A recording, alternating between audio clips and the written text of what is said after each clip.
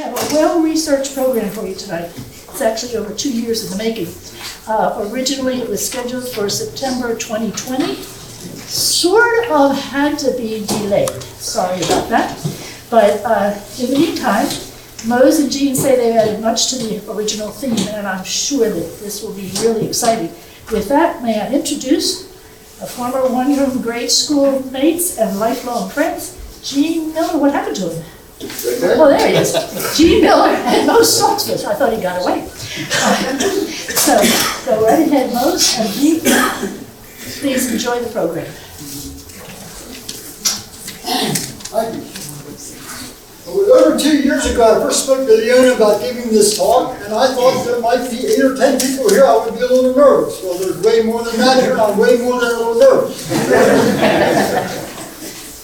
The first story I have, and I hope I can talk about it, is about an accident that happened on the Gap Hill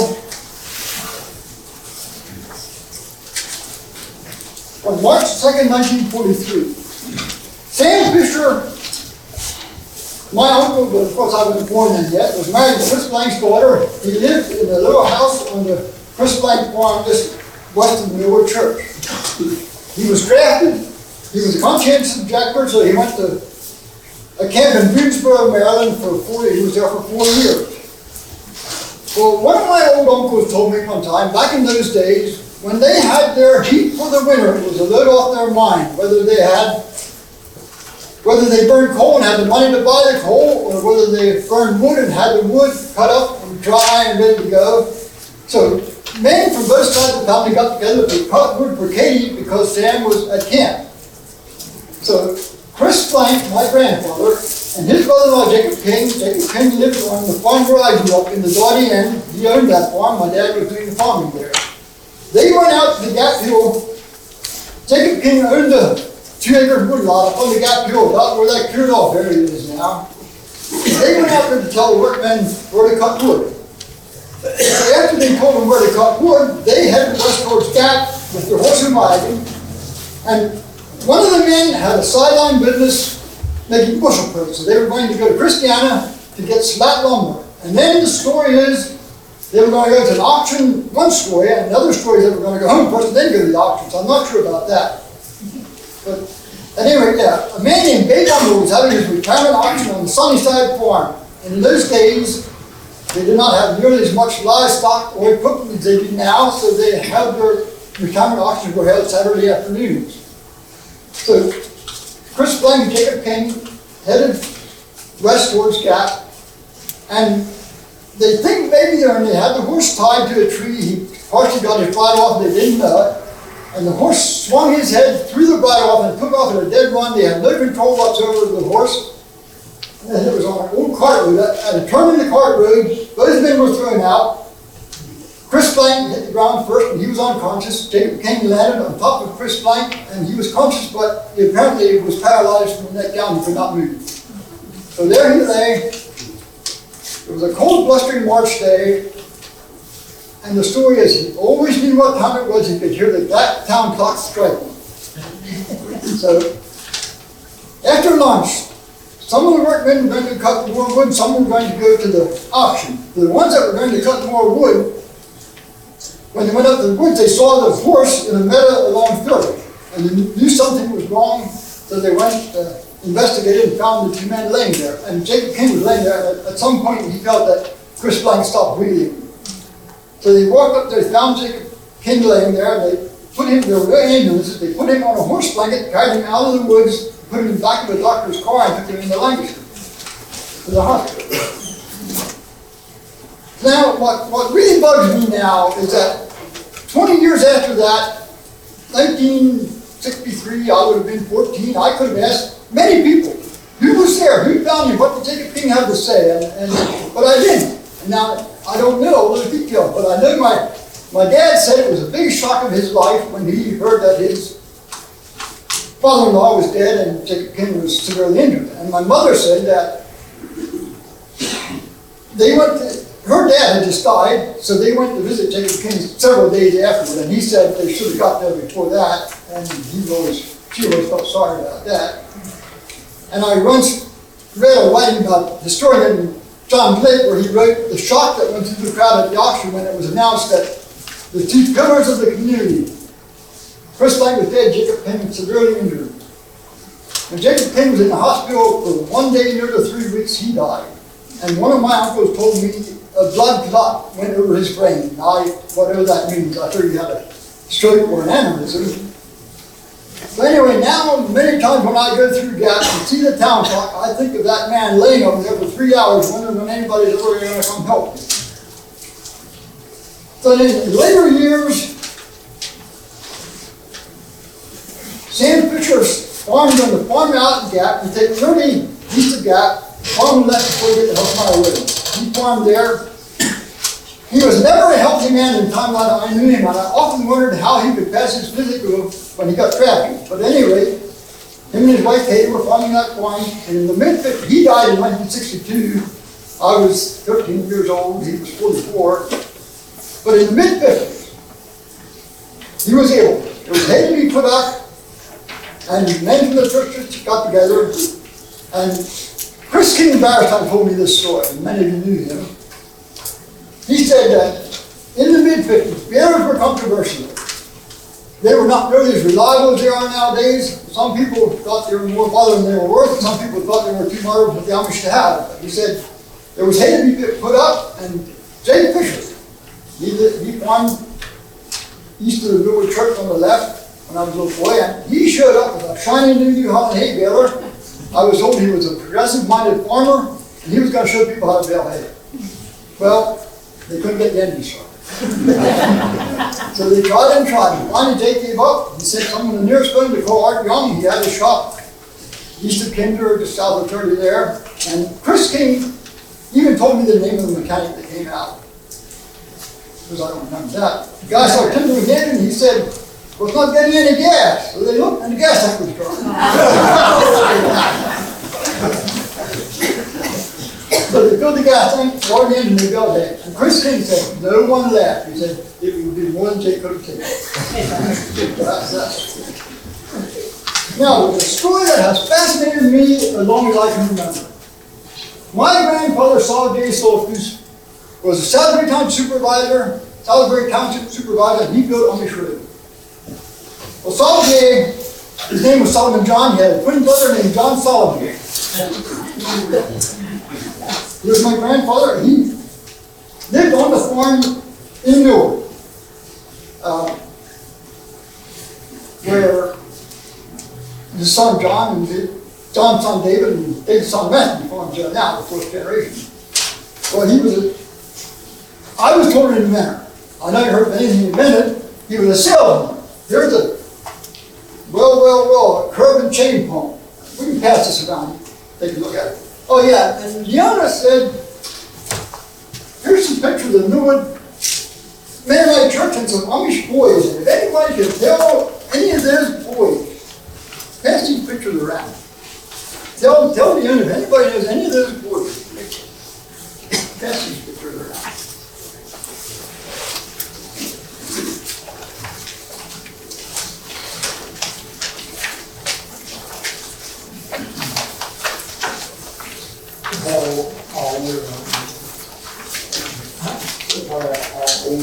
Well, they don't have a date. Yeah. So let's look at it.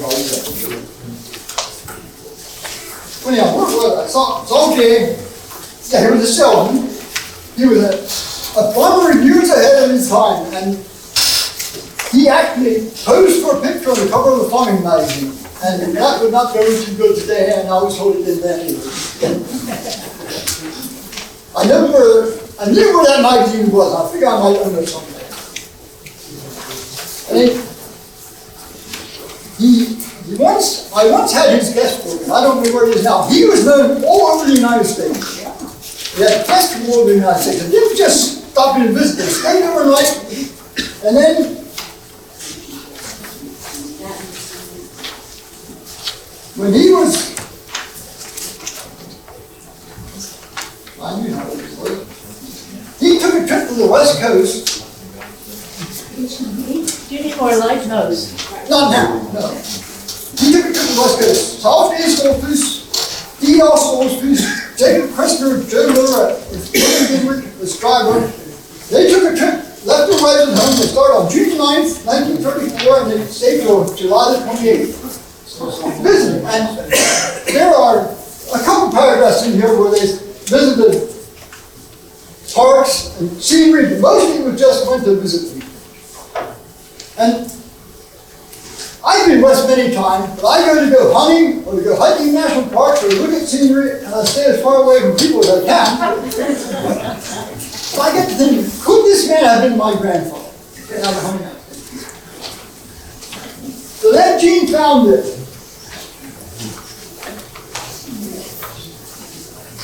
Solomon J. Stoltzfus, 61, death arguing on roots of the face and body.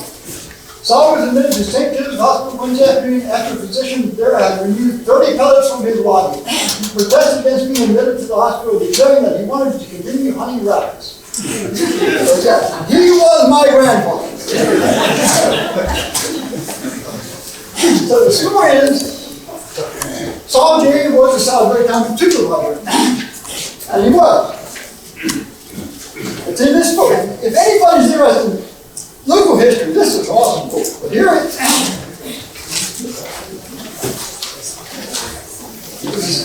Salisbury Township supervisor from 1914 to 1917.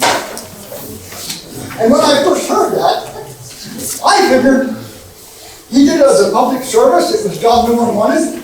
But no, he campaigned for the job. He was campaigning in the fall 1913 election. He was on the ballot. He got 313 votes, and his opponent was a mass. He got 285 votes. He was a Republican. His opponent was a full loose Democrat. So Saul J. got 313 votes. His opponent got 285. It was a close election. So he was a township supervisor for 4 years. Now, so we came out here, and they dug out those old ledger books, and we looked at these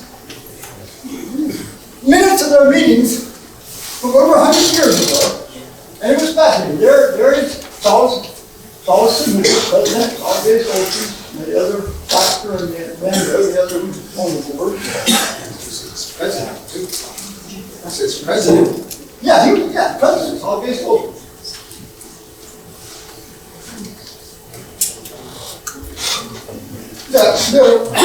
At that time, their biggest expenditure was paying local farmers to open roads in the wintertime and had been snowstorms.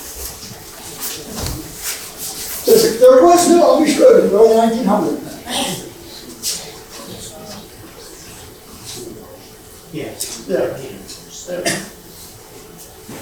Now here is 897 coming in from the ice. There is a mill pond, and there was a mill. South, the mill was north of 897, the mill pond was south of 897. The creek's not very big there. They had enough water to run the mill. They closed the water gate at night and weekends, back water up into that mill pond, so they had water to run that mill. So here's 897. Here's the corner where Waterpower Road goes south to 30. Here's the next one, the Amish Rd farm. He died of a heart attack earlier this year. And there, the road went to the west of the house, in here, along here, and about right here is the southern boundary of my home farm. And then we went down across the creek and up here and up. So there was the Millwood Church. There was no Amish Rd. And then, oh, I'm not sure that's true. Here's another picture. Here was the corner where Waterpower Road goes south. Here's 897. Here's Amish Stoltzfus farm. There's the road. Right in here. In this tree line, the southern boundary of the farm I grew up on, this farm. In that tree line, you can clearly see where the old road bed was. And to this day, we call that the old bed, the old road. That part of the farm is still the old road. So then, I got to wondering, for the Saul J. and the field farms, there was no Amish Rd. How did they get anywhere? So, and it really bugged me because when I started wondering about this in the 80s and 90s, and the road was built in the early 1900s, one person's lifetime, no one knew. No one could tell me where there was another road. So then, and the house on the farm, someone said it had been a hotel one time. Well, I did not believe that because it was in the middle of nowhere and there was a hotel in Gap. So we stopped in, I talked to you. I said, do you know anything about this house having been a hotel? And he said, well, he doesn't know, but he said 4 of the upstairs bedrooms had fireplaces in it. So it was not just an ordinary farmhouse. And I said, well, then Gene and I did research. The Livingston. It was Henry. Livingston's building. Henry's part later. Well, the date stone in the gable of the house and the barn, the date stone in the gable of the house is somewhere around 1850. I did not write that date down. The barn is 1860, just before the Civil War. But we're confident that the house was built by a well-to-do farmer, not as a hotel. And then I said, well, now, do you know anything about another road? He said, no, he does not. But he says, remember his grandfather telling him there had been a bridge across the road just south of the house.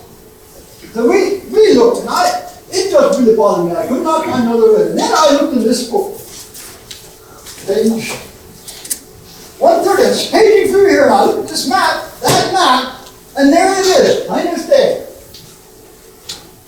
There's Spring Garden Road. That dotted line is the road coming there, and there, right to the south of the house, right where Uncle Abe said it was, across the creek, past the Abe farm, up past the choir, and there it intersected the old road. The dotted line means that it was not maintained by the state, and that is not unusual because back in those days, many of the farmers maintained their own roads. So that introduced questions. And then, when we did that research, we discovered that Amish Rd was built in 1911, and not when Salisbury was supervisor. So we did some research, and we uncovered a fascinating story.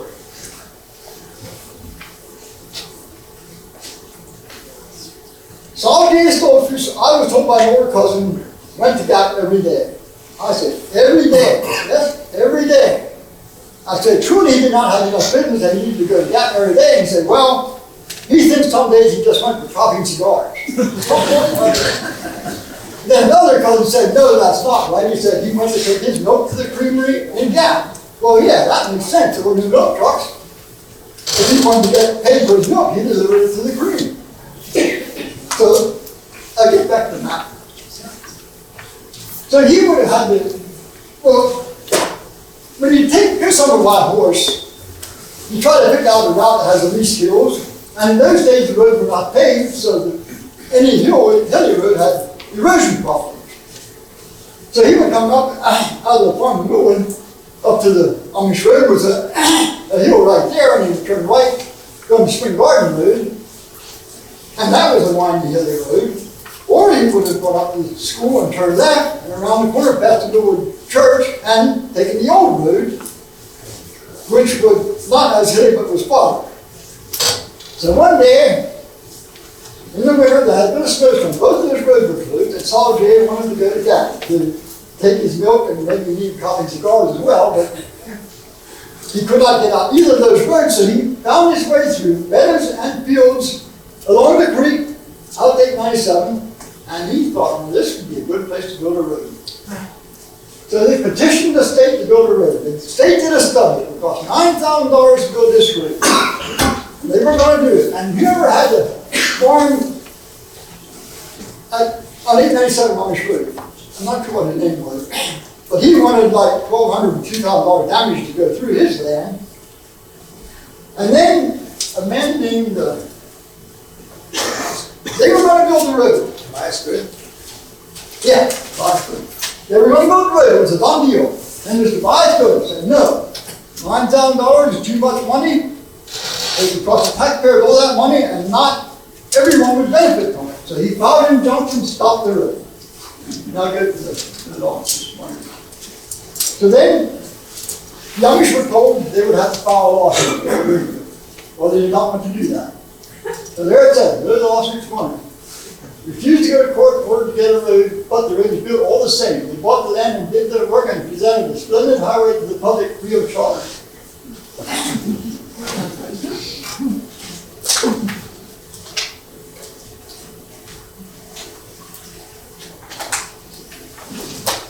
So now the story is that Saul J. bought the farm and got for the express purpose of building this road. And I find that hard to believe because Saul J.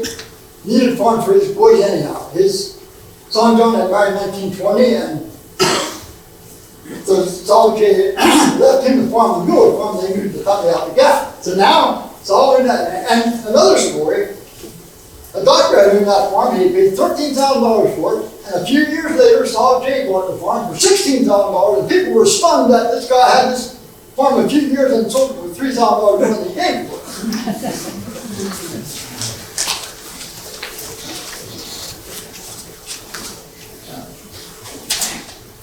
So anyway, now I'm going to read. I should have a little more light. Okay. Can somebody over there turn the light on? I forget which one it is. No? There you go. Okay, so you have that, I'll always maybe lost this one. With this characteristic consideration, one of the brothers, Solomon Stoltzfus, concluded to buy the $16,000 farm and did. Aaron Vick would ask nothing unfair, and John Stoltzfus and Melinda Stoltzfus owned the remainder of the land through which the new road would pass. As Melinda Stoltzfus, we do not know who she was. We could not find out anything about who she was, but at one time she owned two farms down the gap, the Ames and the Aiden farm.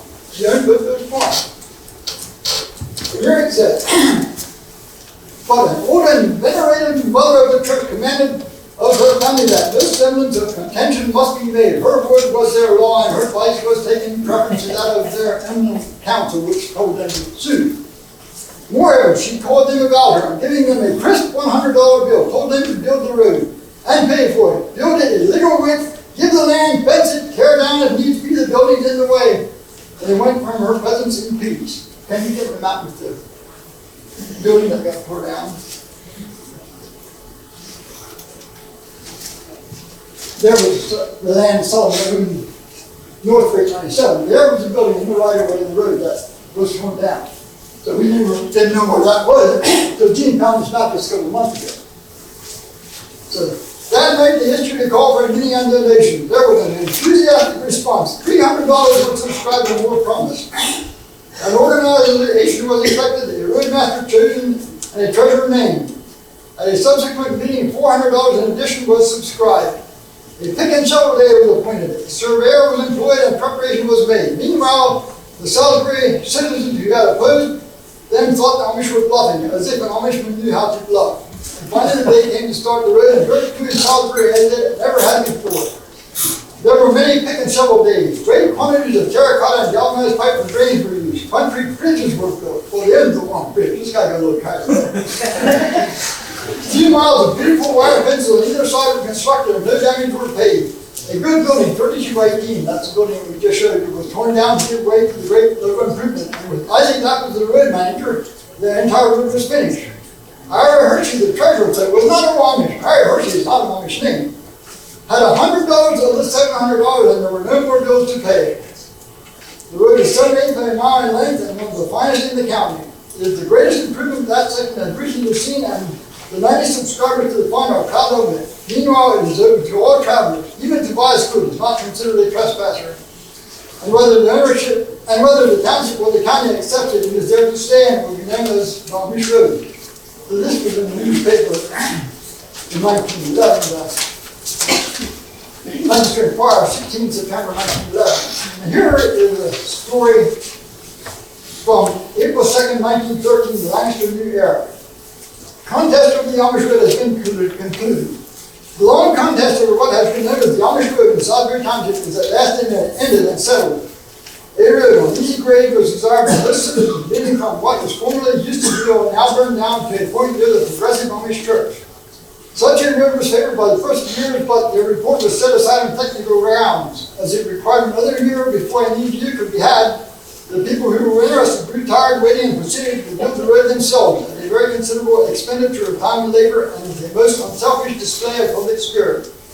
Once the road was built, the necessity of it became very apparent. A view was then had, and the road has now been made a public road and turned over to the care and keeping of the township supervisor. It is a very popular highway and will long remain a monument to the good people who promoted it. So that's the story of Amish Rd.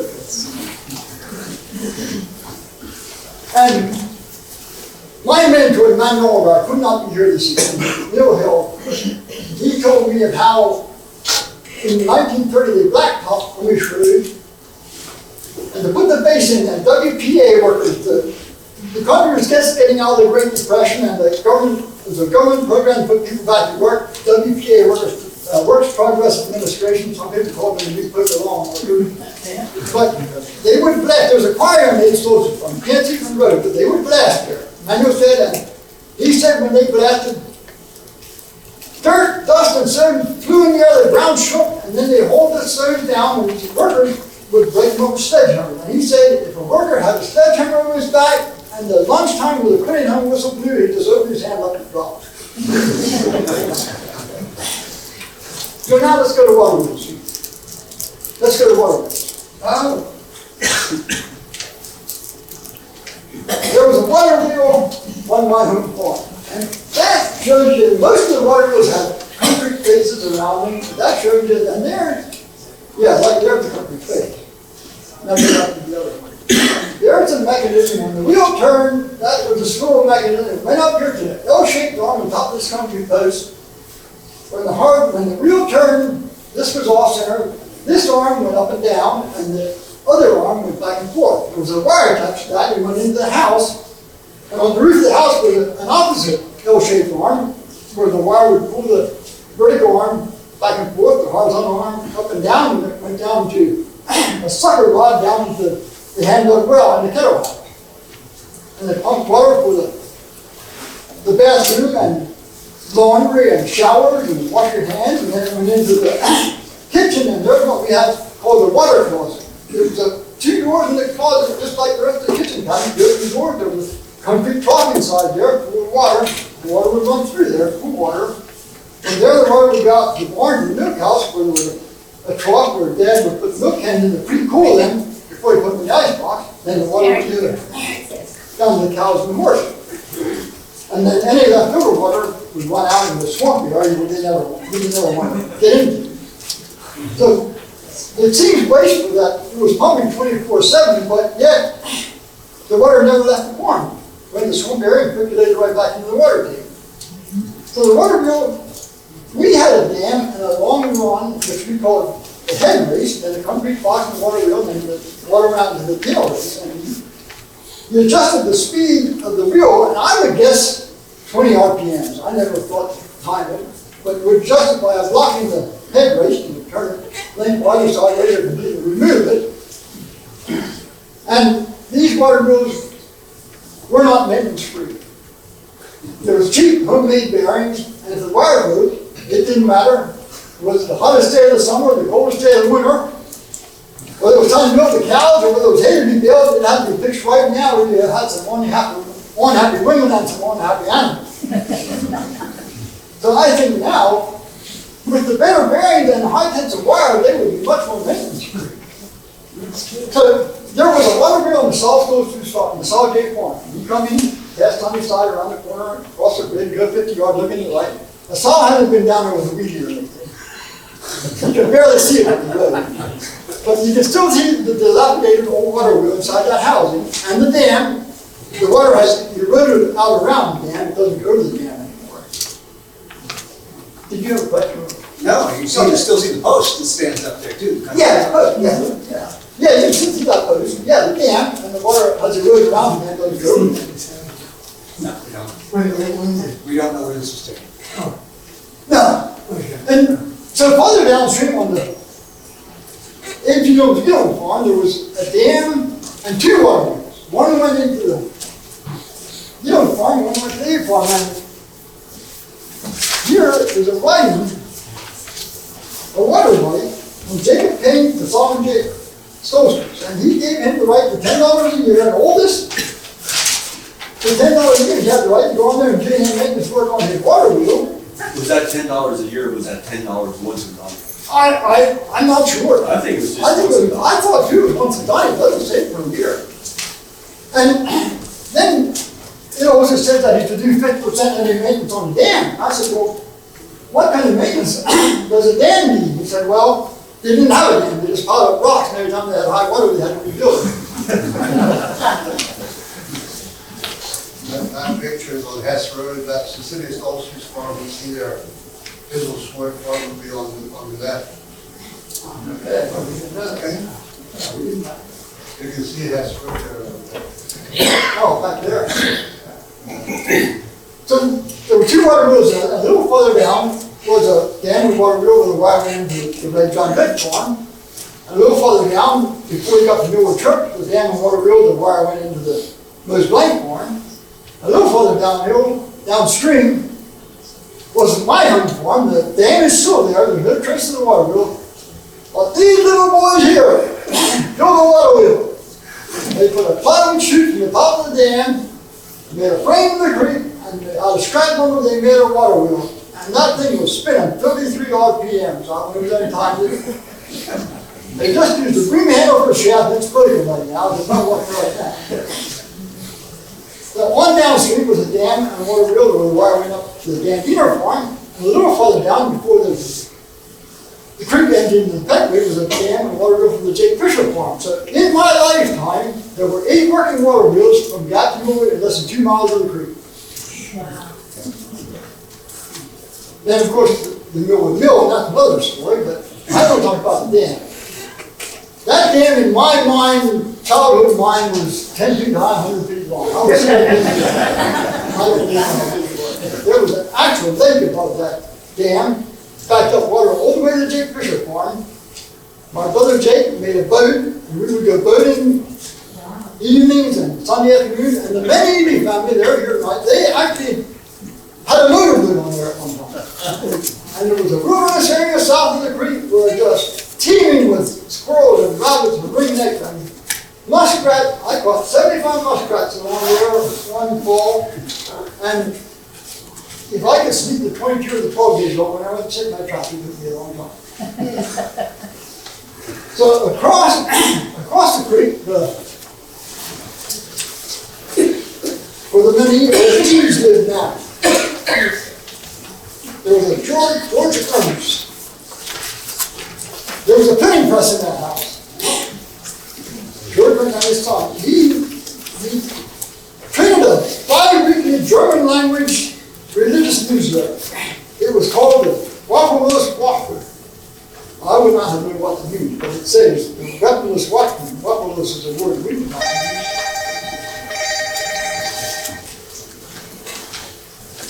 So they had this printing press. There was a lad named Milton Hershey working on the farm. It says in Milton Hershey, Dr. Hershey taught with Milton Hershey. It says Milton Hershey was not destined to become a printer. Not an athlete. The dad scholar in school, he did not enjoy working with letters and words. I once read a book about Milton's life where he said he never wanted to be one of the grave people, which what he thought of his parents and his brothers. So he was working there. The day of reckoning arrived. In the midst of other problems, in one garden moment, the young man's hat somehow fell into the working machinery of the press. That was the final straw. He quite willingly followed the words to get out, and the shop and walked 5 or more miles to the village of 9 Points. So Milton Hershey was born and raised just outside of 9 Points. Now that is this story, but I prefer to believe another word. Long before I read this, an old man out of the Gene, he told me this story, but he said Milton was upset at something his boss did, and he put his bosses out through the printing press.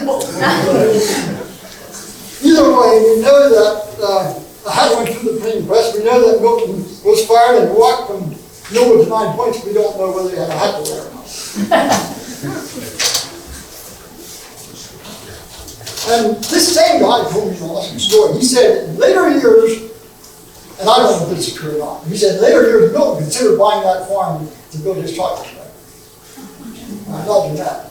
Try to imagine the chocolate factory and the hospital and the amusement park and the hockey arena and all that on surrounding areas there.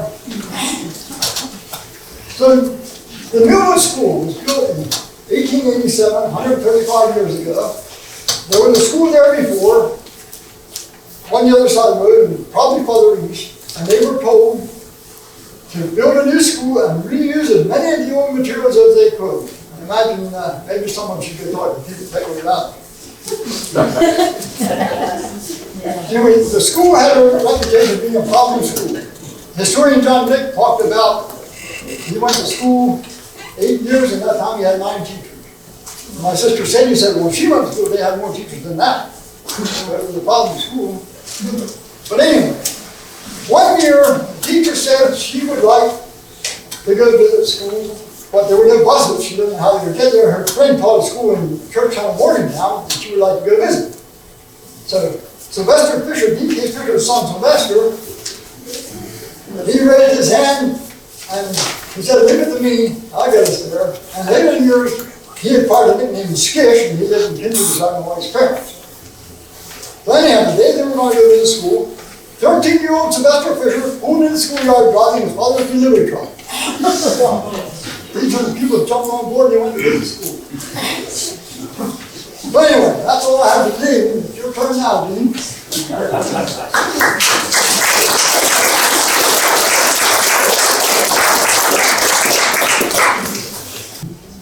Okay, I'm going to talk about the Millwood Mill here tonight a little bit. Mose has already mentioned it a little bit, but the mill was there when we were growing up. His Uncle John P. lived down there at the bottom of the hill on the left, and Dan and Sally Fisher, who were great friends of my parents, and also the father of my uncle, and the grandfather of my cousin was sitting there. They lived there, so I knew Dan and Sally and all that. So there was more of a connection. My family had more of a connection to the mill than just that, and I will get to that. The Millwood Mill was also called the Millwood Roller Mill at some point, and that's basically because at some point they went from the old stone grinding stones to steel rollers. The steel rollers required a lot less maintenance. And so that's why they changed the motor. We don't know when they changed the motor. I've been in conversation with the folks over at the Mascot Mill, and they changed theirs over, I want to say sometime in the 1930s, but I'm not even sure of that. I should have written that down. It became known then as the Millwood Roller Mill, and we'll point out a little bit more about that later. So the location, for those of you who are not familiar with where the mill was, we've got, here's the map. Here you can see White Horse there, and it was about here. This little blue line, faint blue line here, that's the Peckaway Creek, and this is the corner there. There's where the school is. Here's where Millwood Church is, and here's where Amish Road goes. And the mill is right there, right where Millwood Road crosses Peckaway Creek. Let's see here. This is a little bit closer in, so you can get a bit better shot at it with the road's labeled. And I think I have an even closer shot. Yes, here we go. This ought to give you a pretty good fix on where it was. If you go there and look for a mill now, you're looking for a memory. That's what you're looking for, because you're not going to find a mill there anymore. So what I did, well, let's get to this. A professor from Millersville did a survey of water-powered grist mills in Lancaster County based on a map from 1824.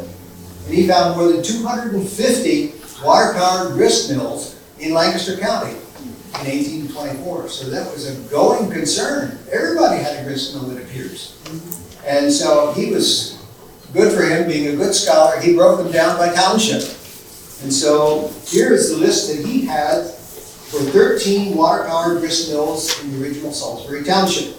Now, most of these, I know where they are. Some of them I don't know where they are. I don't know where the Milltown Roller Mill is. There are probably folks here who do know where that is. He called it the Millwood Roller Mill because that's what it was known in its later days. The Keystone Roller Mill was the one over on School Lane, just below where the Salisbury Township School is now.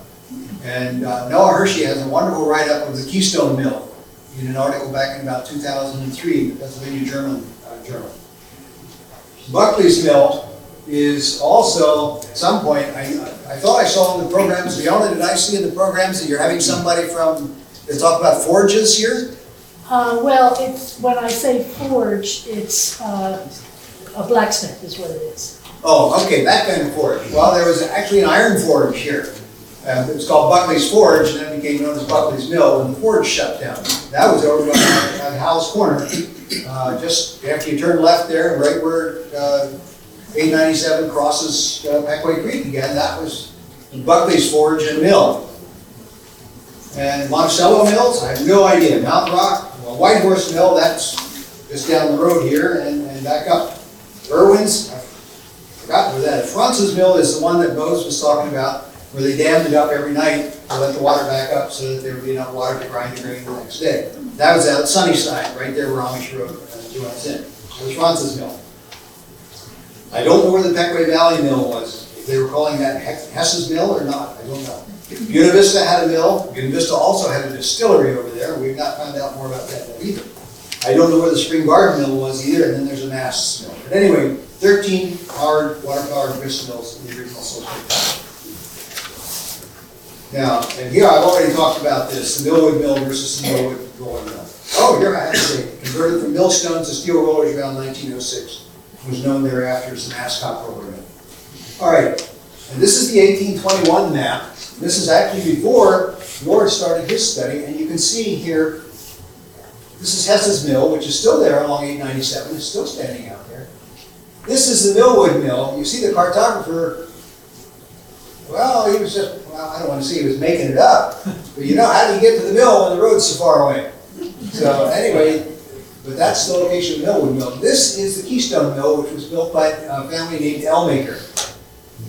And then here's the Buckley's Mill, and again, this isn't located correctly. It needs to be up here on the other side of 897. Gene? Hello. Excuse me, can you move off to the side so these people can see the map? Thank you, thank you. Henderson, well, we're going to hear the name Henderson again, but this is the White Horse Mill. This is one of the earliest mills in Salisbury Township. I don't know about the Martin Mill. The Miller Mill may have been, this looks like over towards Lineville. So anyway, this is what it looked like in 1821. Now this is the 1824 map that he was talking about, that he drew his inventory from. And this map is interesting. It has, here again is Buckley's up at Howell's Corner, and this time the map maker got it approximately right. You see B. Buckley's Forge, it is. And this, they used to truck iron ore down out of the Welsh Mountain, iron ore, and smelt the ore there and turn it into pig iron. This is Elmaker's Mill. This is the Keystone Mill. And then this mill is here identified as Henderson's Mill. This is the Millwood Mill, right here. Now to me, well, down here's the one, Houston's Mill it's called. This is the one out by Sunnyside. This is most interesting to me because it names this branch of the Peckway Creek that runs out to the gap. I had never seen a name for that branch before. They call it Boyd's Run. Has anybody else ever heard it called? We had a name on it. Yeah, I had never heard it called anything. We always just called it, we thought it was the Peckway Creek. But I guess the folks up at Peckway Creek thought, well, we have the Peckway Creek too. But anyway, there's the name for it, Boyd's Run. I don't know if anybody calls it that anymore. Okay, and this is just a close-up thing I did of it. So you can have a bit better look at it. You can see again the forge here. And the story of these forges around Lancaster County, that's a wonderful story. And Elmakers, and down here is the Henderson's Mill, the first recorded owners that I was able to find of that mill, and there's Boyd's Run coming in. That's the one that came down. All right, now the earliest owners of the Millwood Mill were the Henderson family, starting with Matthew. And this is an image from the Salisbury Township tax records from 1768. It's not at all clear that this was the mill at Millwood, as the Hendersons also had a strong connection to the mill at White Horse. And the branch of the Peckway Creek leading to White Horse is called the Henderson Branch. So that's where they were. But there were a lot of Hendersons in Salisbury Township, and they owned a couple of mills. I think I read somewhere in a history of the Henderson family that by the year 1800, there were almost 100 Hendersons in eastern Lancaster County. And it seems that among the men, all the men were named either Matthew or David. So when you try to track the records with, well, Matthew Henderson, David Henderson, well, which one was that? Yep, that's a struggle. Anyway, but here Matthew is paying taxes of $2, on his property, including one Negro, he had one slave, 4 horses, 5 cows, 15 sheep, and 1 mill. That's Henderson. Now, this is, I traced the deeds backwards from Dan Fisher's purchase to make sure I had the right mill, because one of the good things about deeds, aside from being otherwise really boring to read, is that they often track the history of the previous owners. And so I was able to track it back as far as I could anyway. And this is the first recorded mention I could find. In 1844, Frederick Diller Baker purchased from Matthew Henderson and his wife Catherine this property crossing the Fenway Creek at the head of the mill dam. So there's already a dam there. This is in 1844. But of course, the millstones, the gear and implements and utensils, mill races, the sluices, the floodgate. The deed traces the complex history of the property, which was cobbled together out of other pieces that had passed between and among the members of the Henderson family. And whereas the lovely Matthew Henderson, son of Matthew Henderson, doctor of medicine, and Margaret, his wife by indenture, under their hands and seals dated 25th day of March, 1813. So that's when it passed to David Henderson. Matthew Henderson, here I am getting confused already. Yeah. For consideration therein mentioned did grant and confirm unto the said David Henderson, his heirs and assigns, all the one equal, undivided fourth part of the above mentioned piece or parcel of 2 acres and 112 purchase of men, and the merchant could risk mill thereon. So somehow it ended up with David Henderson, apparently in 1913, but somehow it landed then with Matthew Henderson and his wife Catherine, who sold it to Frederick Diller Baker. Now, Frederick Diller Baker was another early resident of Salisbury Township, and he's named, the Diller comes from, I believe, his mother's side of the family, and they're named from the Dillers that, Diller Avenue in New Holland is that branch of the Diller family. And the Diller family history says they built a stone house across from the mill site in the early 1800s. The house is still standing and has been in the Eby family for generations. Dennis is here somewhere, and he can attest that FD, is it FD or FDB? Or FB? That's in the stonework, carved in. Anyway, there's initials. Frederick Diller Baker's initials are in the stonework there at the old Eby house. So he lived over 100, he made it over 100, 104? Oh dear, boy, did I mess that date up. Oh. Yeah, he did not live 100, he did not live 104 years. No. Okay. No. Sorry, I didn't mean to be a troublemaker. No, thank you. No, we always want to have the data correct. I thought he had really good genes. Yeah, well, he might have.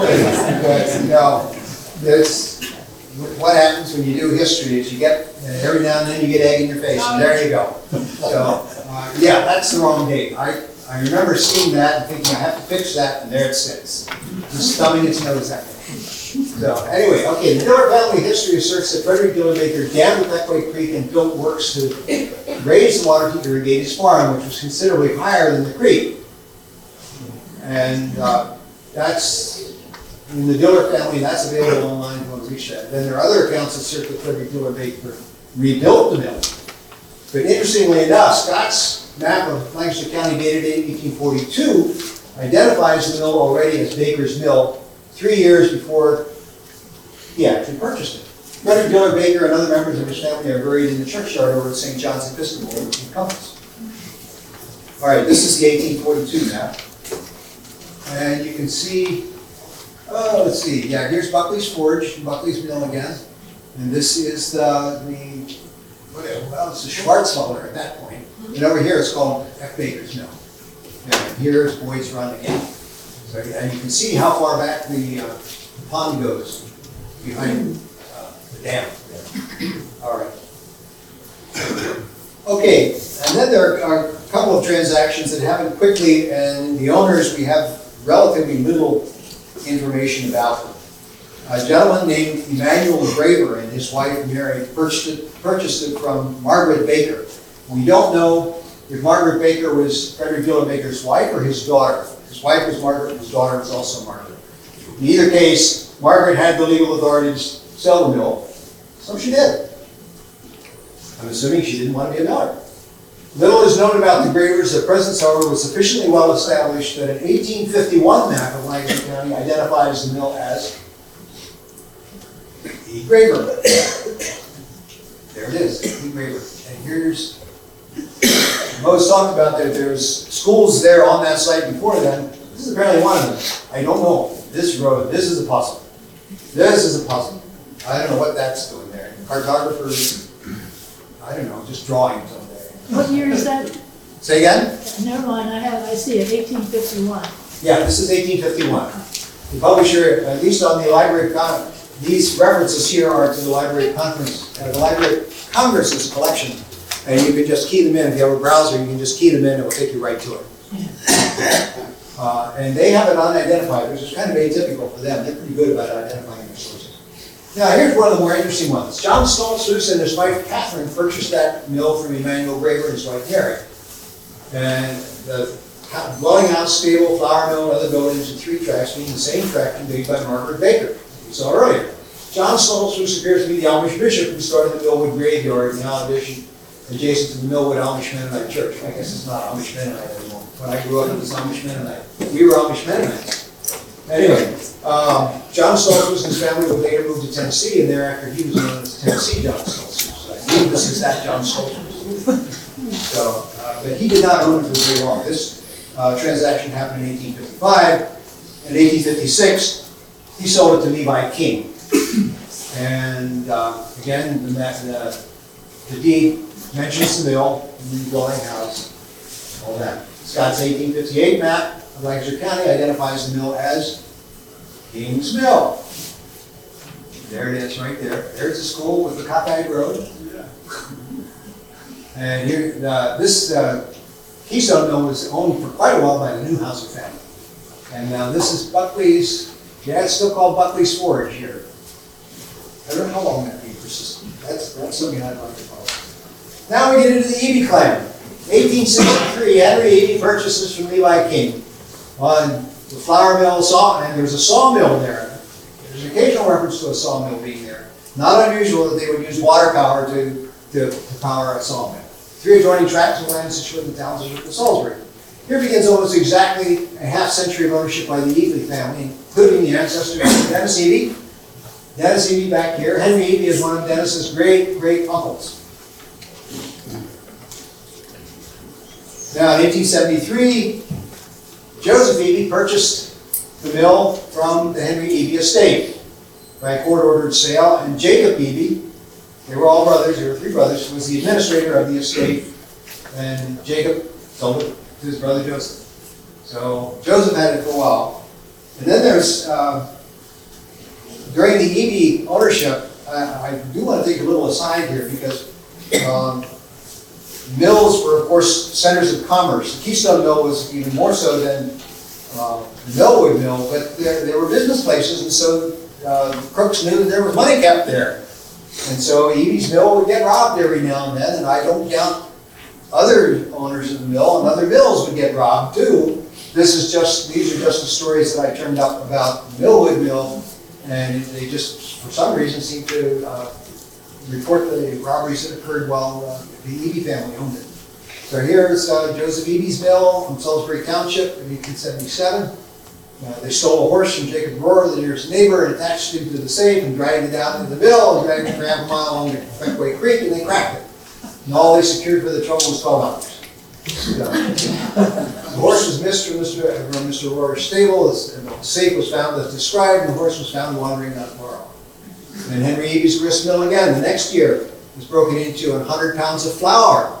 And the horse of Samuel Ernst nearby was borrowed for the purpose of carrying off the flour. After reaching their destination, wherever that was, the thieves emptied the bags and then put them on the horse and sent it home. All right, now there comes an interesting transaction. Mose, could you hand me that piece of paper there beside you? I didn't need to leave that there. Joseph Eby purchased the mill from Adam Rank. Well, the question is, how did Adam Rank get it? We don't even know who Adam Rank was, except he appears to have been a real estate agent of some kind. But Jacob Eby transferred it to Adam Rank, and then he sold it back to him.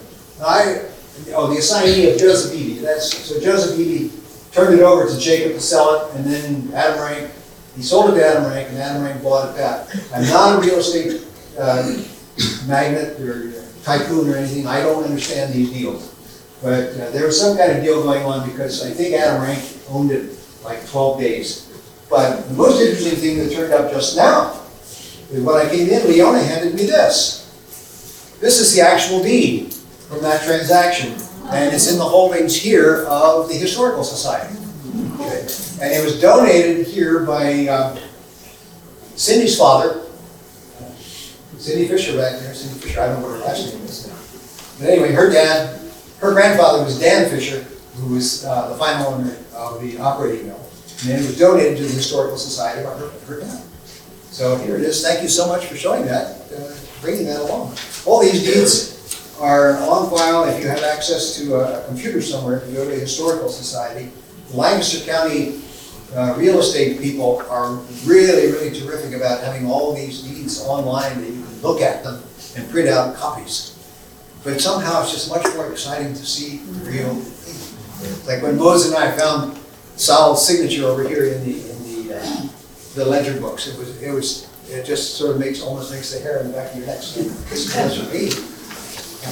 But then maybe we're just strange that way. All right, now Henry F. Eby was the last of the Ebys to purchase it, and he bought it in 1908 from Jacob Eby, and he was Jacob Eby's son.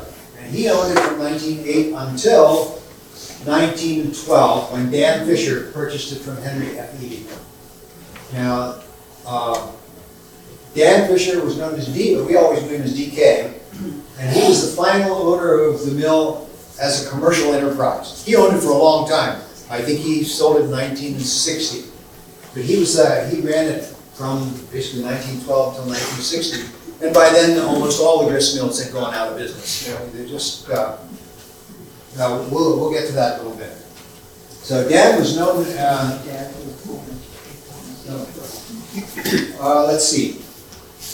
Dan Fisher, he did his apprenticeship over here in Whitehorse. The mill was then owned by Stoltzfus.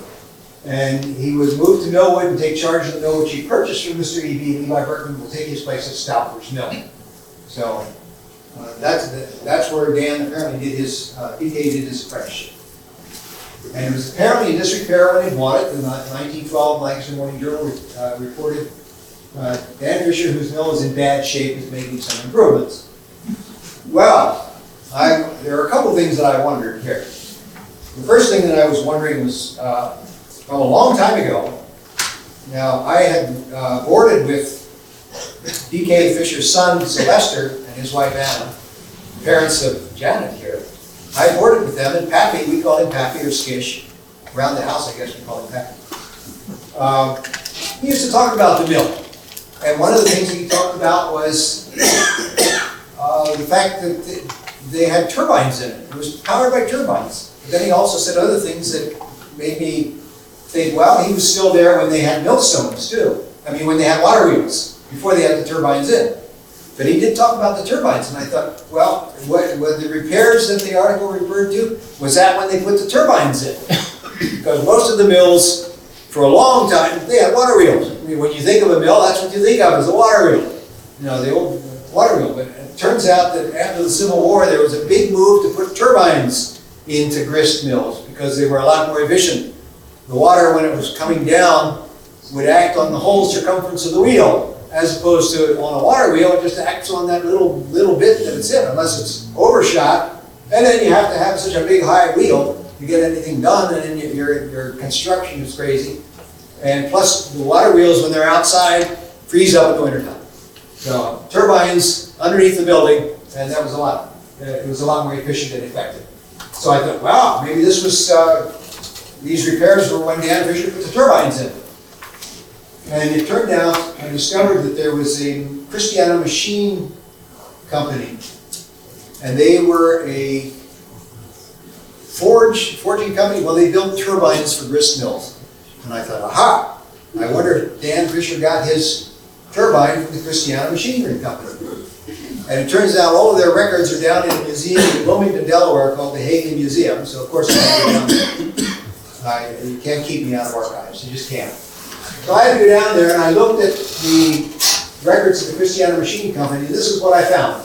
You can see right here, 1913, Dan Fisher, Gap PA, RFD1, repair mill, spindle per instructions to somebody, that's probably the representative. Make new something in tow. Well, I don't know the mechanisms of mills. I don't speak that language. It's Greek to me. And so I had already been in contact with the folks up at the Mascot Mill. And I sent this off to them to say, well, what do you make of this? What's going on here? What's being fixed? And so this is what Steve Kindig from, it's called the Wrestler Mill Foundation, that I think of as the Mascot Mill. And it's worth it. You're worth your time to stop in there because it's been completely restored and it's a really fascinating place.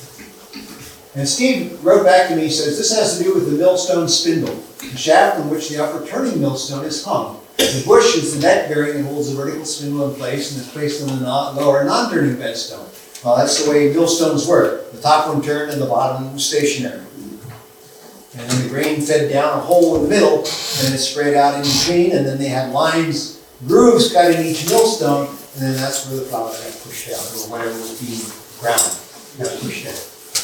So the damsel was stirred by the spindle and managed to H the shoe, part of the grain feed into the stones. Dough is usually given as the bottom of the spindle, but is unclear here as is key and color. Shims, well, we know what shims are. The best I can do given the info. Well, that was way ahead of what I could have done.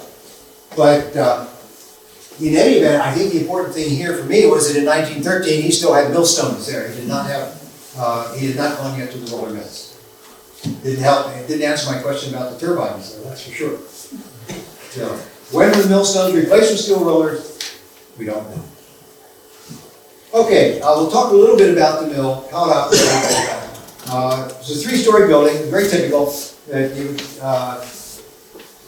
When they brought the grain in, they would lift it. They had a hoist. They would hoist it all the way up into the third floor, and up there, then they would put it in hoppers, and it would feed down to the grinders in the first floor, and be bagged down there. And then underneath was where all the works were, either the water wheel or the turbine. So, and then that's where we bagged. Okay, so here I got this, so you can see a little bit. The Wrestler Mill, Mascot Mill, they have wonderful engineering drawings of the entire mill and all of the works. And it would be fun to just put them all up there and just go through everything, but no. Anyway, because the turbine is the most interesting thing here. This is where the turbine was. This is where the water was.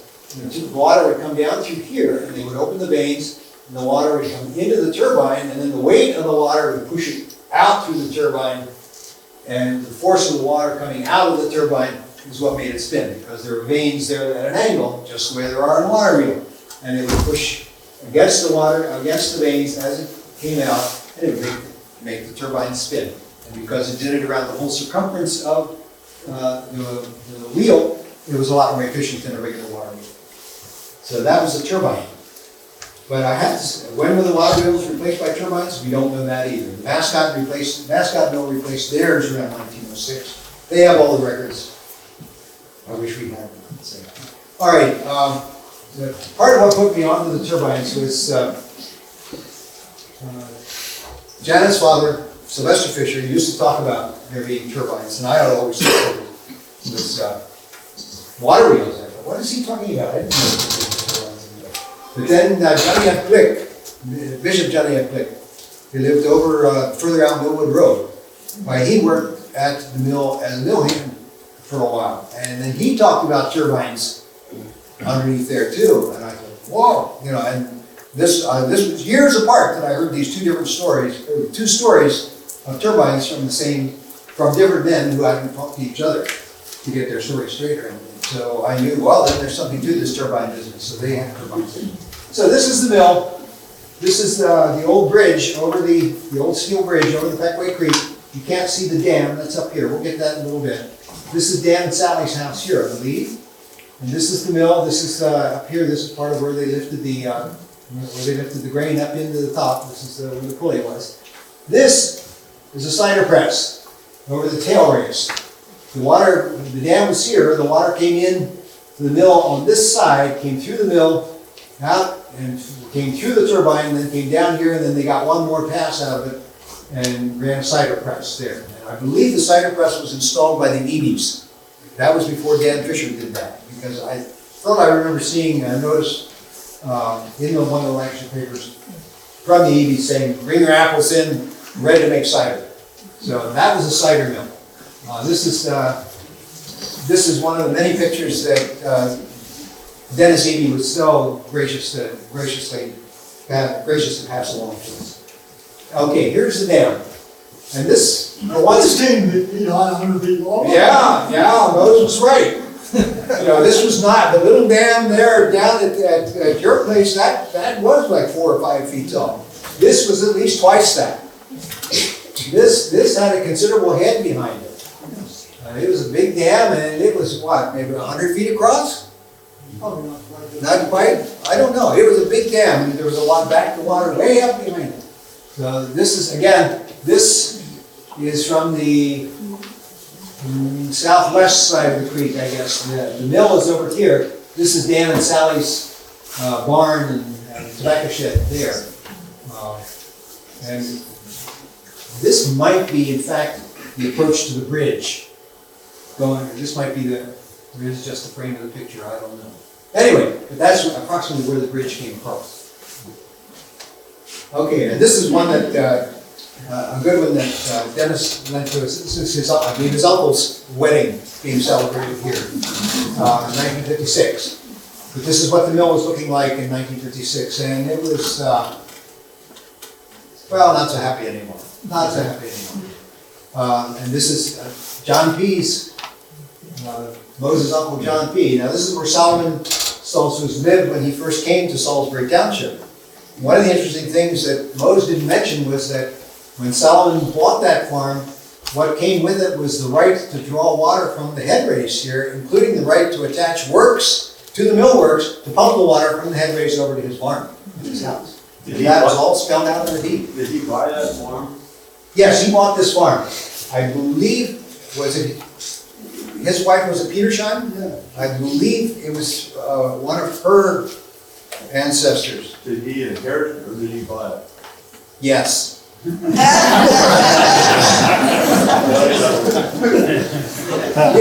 gotta get me to take sides here. All right, here's a picture of Dan Fisher himself, DK. Some of you may remember him. I do somewhat, but when we moved away, I was only 10. But I remember him being a very big, robust man. And you can see from that picture. And well, anyway, that's Dan Fisher standing in the front door of the mill. The mill faces south. You're looking up the hill towards the Millwood School. And if you came down the hill in a hurry and you didn't go around, and the road went around the mill, and if you didn't turn with the road, why then you ran right against that. Dad here, he said he was the king of Millwood. And I went to Millwood School, and sometimes he got a little upset at the scholars. We called him the king of Millwood. The king of Millwood. Well, after learning about Sal Stoltzfus, though, I'm even thinking that Sal Stoltzfus might be the king of Millwood. Anyway, all right, now here comes a picture that brings my connection to the mill. These are mill hands. This is probably from somewhere between 1935 and 1939, 1944. Carl Fisher was a nephew of DK. Alan Fisher is Cindy's dad. Alvin Miller is my dad. That's my connection to the Millwood Mill. So that's Sylvester, the one we've been talking about. We call Skittish or Pappy. That's DK's son. That's Janet's dad. Mike's grandfather. And this is Elias Fisher. That's Dan Fisher's brother. So these are, I don't know what the occasion was. Sit down, take pictures. So there they did. Now my dad was born and raised in Indiana. He was born and raised Amish in Indiana. And as young boys do, he was out, they were during his running around time. Well, but then during the Depression there was no work, so he rode the trains for a while looking for work all across the country. But I'm pretty sure that what happened was Sylvester came out west too, because Sylvester was an inveterate traveler. I mean, he traveled almost more than Mose does, I must say. And he said, well, he said would have said to my dad out there at Beans Millers in Napanee, he would have said, well, why don't you come back east with us? And so my dad came back east, and he boarded with Ann and Sally, and then he worked to pay for his room and board. He didn't get any pay, but he just worked there. He was a mill hand there for, I think, until he came east in 1939, and he was a mill hand there until about 1946. Now, as it turned out, the story got even more complicated. Sylvester married a Hertzler girl from Morgan to Elverson, and then they were out cutting corn at the Hertzler girl's sister's farm, and Sylvester's wife's youngest sister carried water out to them, and my dad was smitten.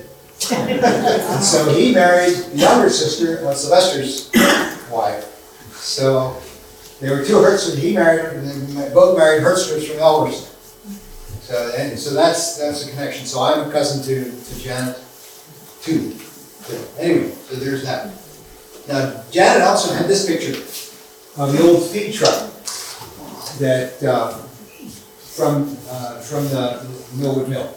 Now, whether or not this was a feed truck, it seems like this is too new a feed truck to be the one that Skish took up to the school to cart the kids off to their field trip. This seems a little bit new for that, because Pappy was born, I think, in 1912.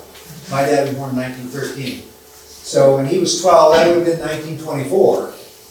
And this truck, I don't believe this truck had been built yet in 1924. It looks a little older than that. I would put this in the 30s. But again, what do I know about old trucks? Okay, well, one of the other hazards of mills is that they're built along creeks, and creeks flood. There you go. Don't know what flood that was. It might have been Hurricane Hazel, for all I know. I guess some of you here at least remember Hurricane Hazel. Yeah. Yeah, it made a mess in McWay Creek. A mess that probably wasn't equal until Agnes came along. Again, but you can see here the cider mill took a beating. I don't know if the water's all the way over here to John P.'s barn or not.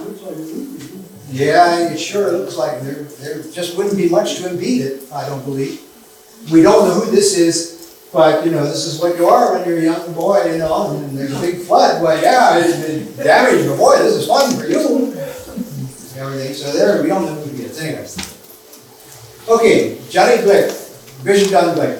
Now, I went to school, Mose and I went to school with Omer up at the Millwood School.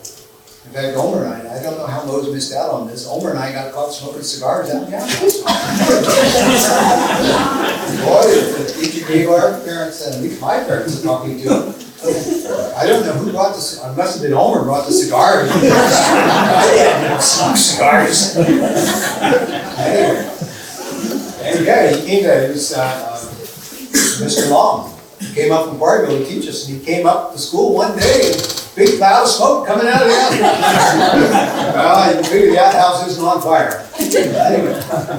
Okay, so Johnny Glick wrote his memoirs, and Mose and I went over to see him 2 years ago? Yeah, how long? 2 years ago. And Omer talked about how his dad had worked in Millwood Mill, and I hadn't known that. And he had two little booklets of John's collection, John's memoirs, and these are just selections from them. We go over to the bridge to Fisher's Mill. It was called Fisher's Mill. The mill had the capacity to grind feed, make flour, mix dairy and chicken feeds, etc. The north side of the mill was a cider press right on the top of the tail race in the old building. Well, we've seen that in the pictures. And that's where Dan Fisher made cider for the whole community in the fall. The mill was operated by Waterpower, 2 turbine wheels, and that's where I went, yeah! 2 turbine wheels were in the water about 6 feet deep in the head race, and below the cider mill it dropped into the tail race and went under the road into the Peckway Creek. So that was just a description there. Then when Dan Fisher was in the busiest days at the mill, he used to get feed shipped into Gap by railroad. Cars held 20 tons of 100-pound bags of feed. I helped unload these cars when I was 15 or 16. Sometimes we got a carload of gluten, a car of bran, meat scraps, cottonseed meal, a car of oat feed, a car of brewer's grain, I guess that was brewer's yeast. We made about 6 trips a day. Fisher had a 3.5-ton Dodge truck. Well, that's the one we were looking at there, I believe. His son Sylvester was 16 and had a license to drive then. Well, good for Pappy, he got his license. Anyway, all these ingredients were put in dairy feeds and laying mashes before Fisher bought his mixer. The ingredients were dumped on the floor and mixed by hand, which was quite an effort. Well, that was news to me too. I thought it was all mixed, while they were grinding. Okay, it was operated by Waterpower. The Waterpower unit was operated by there were 2 turbines underneath the lower floor down into the water, which served the purpose of hoisting the feed from the truck. There's a long rope and a chain at the end of the rope to tie the feed bags. When operating this, another rope was pulled, which caused the waterway to open up, and the little vanes on top of the turbine, water would go through the turbine, make it spin, and that was your power. That was your motivating power. Give the wheel more power to hoist the bags up, 2 bags at a time. I remember well the night of September 1925, when a thunderstorm crossed over the countryside on a Sunday night, causing floods of some destruction. Water came out onto the road and came in the lower floor of the mill. A lot of 100-pound bags of ingredients were stored in the mill, and the lower floor of the mill had 4 feet of water in it. Also, a lot of feed was stored, like laying mash and corn feed, big bins of bran and middlings, etc. The next morning, word spread, and the farmers came by with 2-horse wagons and trucks to haul the spoiled feed out into Dan Fisher's field. It was a sour, sorry mess. I hate it. So, the decline of grist mills. Well, I know that grist mills are basically touristy things now. It's really hard to make a go of it as a grist mill, a water-powered grist mill as a commercial operation. Basically, what happened was 2 things. Hammer mills took the feed grinding operation out of the mill and directly out onto the farm. And I don't know, do they still run hammer mills? I don't know. They still run hammer mills, okay. And then, of course, you could go to the supermarket, you didn't have to buy your ground flour, farina, and all that kind of stuff from the mill, you just go to the supermarket. So that's just what happened, it's the way of the world, I guess. Now I wanted to get a picture of a hammer mill, and I found this one. I was very pleased, because this is the kind of hammer mill we used to see running around the neighborhood. In Millwood, at least that's the kind I remember seeing.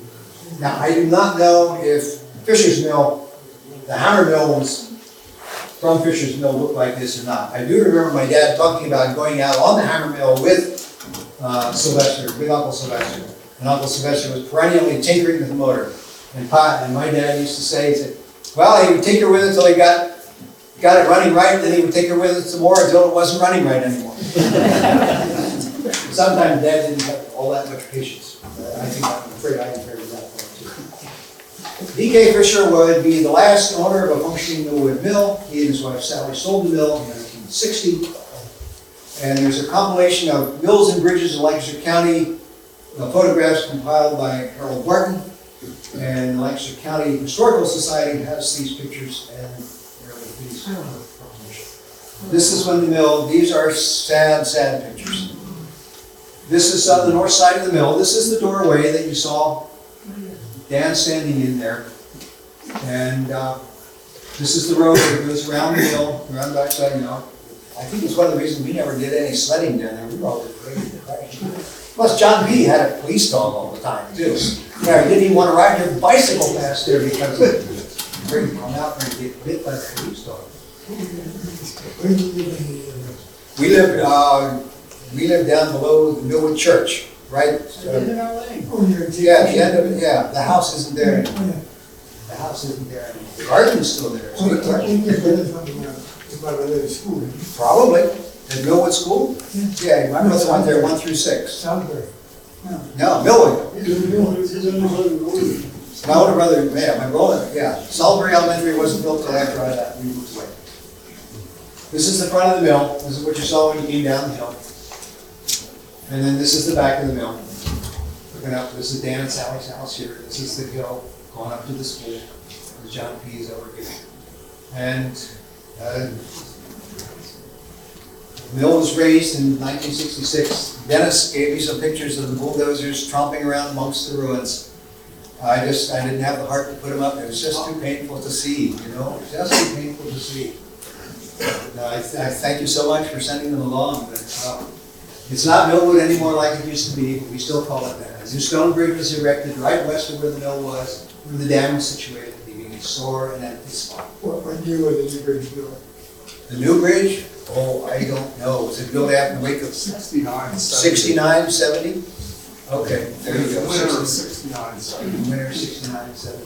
Yeah, that's always been my feeling about the mill now. I mean, there's just nothing there that would tell you that it was a mill. It's just only a memory mark, it's a spot. Yeah, it's just gone. So if you go by there now, well, I did think about, well, let's look at what it looks like today.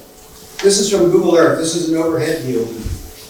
And this is the bridge. This is Pequay Creek here. This is just the end of Dan and Sally's property. This is the house, that John G's house. And the mill sat right about here.